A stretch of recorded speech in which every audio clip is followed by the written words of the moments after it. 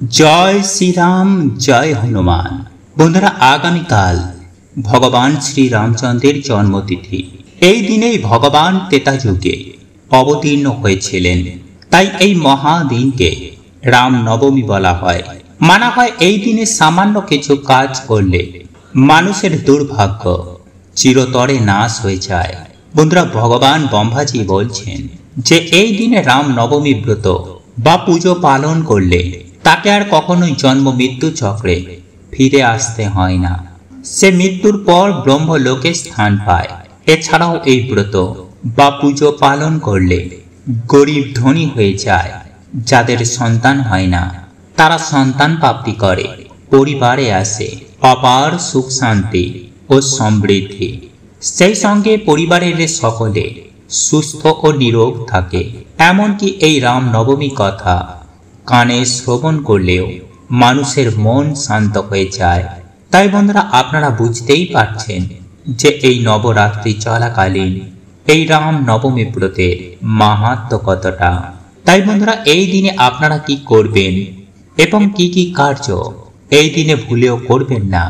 ব্রত রাখলে আপনারা এই দিনে কি খেতে পারবেন এবং কি খাবেন না, ভগবানকে কোন ফুল দিয়ে পুজো দেবেন, সকালেই ঘুম থেকে উঠে কি মন্ত্র জপ করলে মানুষের দুর্ভাগ্যের নাশ হয়ে যায়, এই সকল কিছুই বন্ধুরা আমরা আজকের এই ভিডিওতে সুন্দরভাবে আপনাদেরকে জানিয়ে দেব। তাই ভিডিওটিকে বন্ধুরা আপনারা কিন্তু অবশ্যই পুরো দেখুন এবং বন্ধুরা ভিডিওটিতে একটি লাইক করে কমেন্টে আপনারা বলুন জয় শ্রীরাম, জয় হনুমান। বন্ধুরা, আমি সবার প্রথমে আপনাদেরকে জানিয়ে রাখি যে এই বছর রামনবমী ব্রতের শুভ সময় বা পুজোর শুভ সময় হচ্ছে আগামী 6 এপ্রিল সকাল 11টা বেজে 11 মিনিট থেকে দুপুর 1টা বেজে 40 মিনিট পর্যন্ত। তাই এই সময়ের মধ্যেই কিন্তু বন্ধুরা আপনারা বাড়িতেই ভগবান শ্রীরামচন্দ্রের পুজো অর্চনা দেবেন। কিন্তু যারা বন্ধুরা এই দিন ব্রত রাখছেন তাদের সারা দিন কিন্তু এই ব্রত পালন করতে হবে এবং পরের দিন আপনারা এই রাম নবমী তিথি শেষ হয়ে যাবার পর আপনারা স্নান করে ভগবান শ্রীরাম বা লক্ষ্মী নারায়ণ বা রাধাকৃষ্ণের পুজো অর্চনা করে তবেই কিন্তু এই ব্রত আপনারা এই ব্রতের পালন করবেন। নাম্বার 2, বন্ধুরা, যেহেতু ভগবান শ্রীরাম সূর্য বংশে জন্মগ্রহণ করেছিলেন তাই আপনারা কালকের দিনে সকালে তাড়াতাড়ি বা ব্রহ্ম মুহূর্তে ঘুম থেকে উঠে বাসি বিছানা বসে আপনারা এই মন্ত্রটি বলবেন। আর তা হচ্ছে বন্ধুরা, রমন্তে সর্বত্র ইতি রাম শ্রীরামচন্দ্রায় নমঃ। রমন্তে সর্বত্র ইতি রাম শ্রীরামচন্দ্রায় নমঃ। বন্ধুরা, এর মানেই প্রভু শ্রী রামচন্দ্র সর্বত্র বিরাজমান। তিনি প্রত্যেক জীবের হৃদয়ে নিবাস করেন আর প্রত্যেকটা জীব তার হৃদয়ে নিবাস করেন। সেই করুণাময় প্রভু শ্রীরামকে আমি শতকোটি প্রণাম জানাই। এরপর বন্ধুরা আপনারা স্নান করে এসে সূর্যদেবকে কিন্তু অবশ্যই আতপ চাল ও লাল ফুল মিশ্রিত জল অর্পণ করতে ভুলবেন না এবং যেই স্থানে আপনারা ভগবান শ্রীরাম বা ভগবান লক্ষ্মীনারায়ণের পুজো অর্চনা করবেন সেই জায়গাটিকে আপনারা ভালো করে গঙ্গা জল দিয়ে পরিষ্কার পরিচ্ছন্ন করে নেবেন এবং হাতে সামান্য গঙ্গা জল বা ধান নিয়ে আপনারা একটি সংকল্প করুন যে আজকের দিনে আপনারা এই রাম নবমী ব্রত বা ভগবান শ্রীরামচন্দ্রের পুজো অর্চনা করবেন। নাম্বার 3, বন্ধুরা, এই দিনে যারা সম্পূর্ণ নির্জলা উপবাস করতে পারবেন না কিন্তু ব্রত রাখতে চান তারা পঞ্চ রবি শস্য, তারা পেঁয়াজ রসুন বা আমিষ বাদ দিয়ে আপনারা ভগবানের ব্রত রাখতে পারেন। কিন্তু যারা শুধু এই দিনে ভগবান শ্রীরাম বা ভগবান বিষ্ণু কিংবা পরমেশ্বর ভগবান শ্রীকৃষ্ণ ও রাধা রানীর পুজো অর্চনা করতে চান তারা নিরামিষ আহার গ্রহণ করেও এই কার্যটি করতে পারেন। কিন্তু এই দিনে বন্ধুরা আপনারা ভুলেও কোনো রকমের পেঁয়াজ রসুন, আমিষ জাতীয় খাবার এবং নেশা ভাঙ কিন্তু একদম করবেন না। এই দিনে আপনারা ঝগড়া ঝামেলা সঙ্গ অশান্তি থেকে যতটা পারবেন দূরে থাকবেন। এই দিনে চুল দাড়ি নখ আপনারা একদম কাটবেন না। নাম্বার 4, বন্ধুরা এই দিনে ভগবানের পুজো অর্চনায় আপনারা হলুদ ফুল, সাদা ফুল, তুলসী পত্র, তুলসী মঞ্জুরি এবং পারলে একটি পদ্ম ফুল আপনারা ভগবানকে অবশ্যই নিবেদন করুন। এছাড়াও এই দিনে ভগবানকে হলুদ ফুল, হলুদ মিষ্টি এবং প্রভু নারায়ণকে সিন্নি পারলে কিন্তু অবশ্যই নিবেদন করুন এবং প্রত্যেকটা ভোগে যেন তুলসী পত্র থাকে।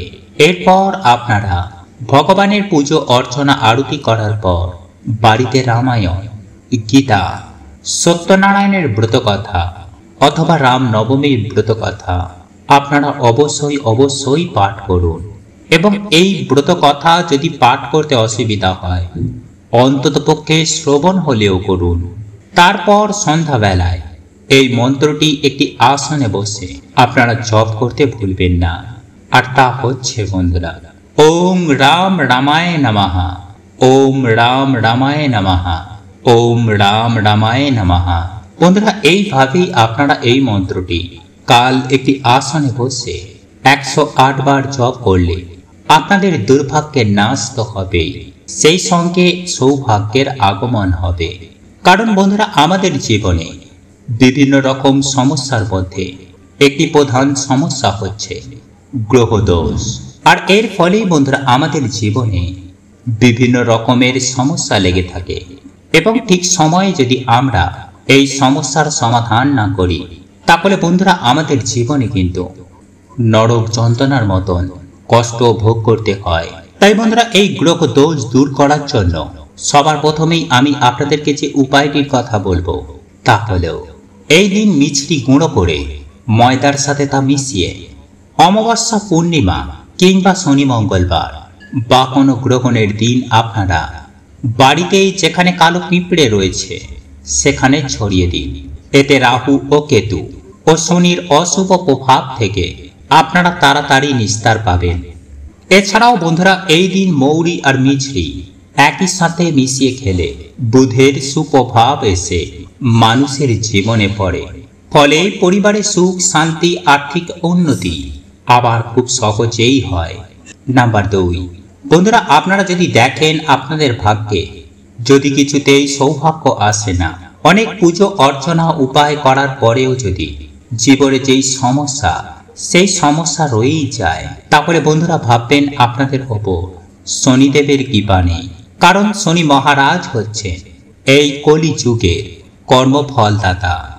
তাই শনি দেবের কৃপা প্রাপ্ত করার জন্য বা শনি দোষ কাটানোর জন্য যে কোনো অমাবস্যা বা যে কোনো শনি মঙ্গলবার কিংবা যে কোনো গ্রহণের দিন আপনারা সর্ষের তেলে কিছুটা কালো তিল মিশিয়ে সেই সর্ষের তেলে আপনারা নিজের ছায়া দেখে কোনো গরিব দুঃখীকে বা কোনো শনি মন্দিরে গিয়ে সেই তেল দান করুন।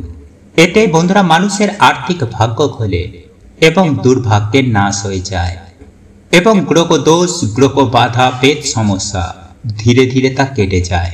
বন্ধুরা এইভাবে আপনাদের পরপর 3 দিন করতে হবে। মানে ধরুন আপনি কালকের দিনে করলেন, তাহলে আপনাকে আবার পরের মঙ্গলবার এই উপায় বা ক্রিয়াটি করতে হবে, বা আপনি পরপর 3টি শনিবার এই প্রক্রিয়াটি করতে পারেন। এছাড়াও বন্ধুরা আপনারা বাড়িতে মঙ্গলবার দিন অবশ্যই হনুমান চালিসা পাঠ করুন।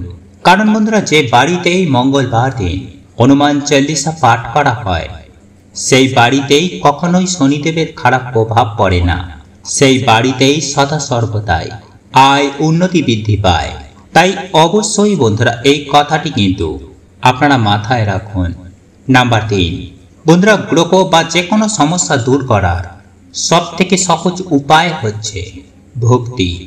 তাই আপনারা দুধ, গঙ্গা জল, ঘি, মধু ও দই এই 5টি জিনিস মিশিয়ে ভগবান শিবের অভিষেক করার পর একটি পাত্রে সেই জল সংগ্রহ করবেন এবং তারপর আপনারা সেই জল কিছুটা চোখে, মুখে ও মাথায় ছিটিয়ে ও সামান্য জল প্রসাদ রূপে আপনারা জিভে দিয়ে মহামৃত্যুঞ্জয় মন্ত্র জপ করবেন।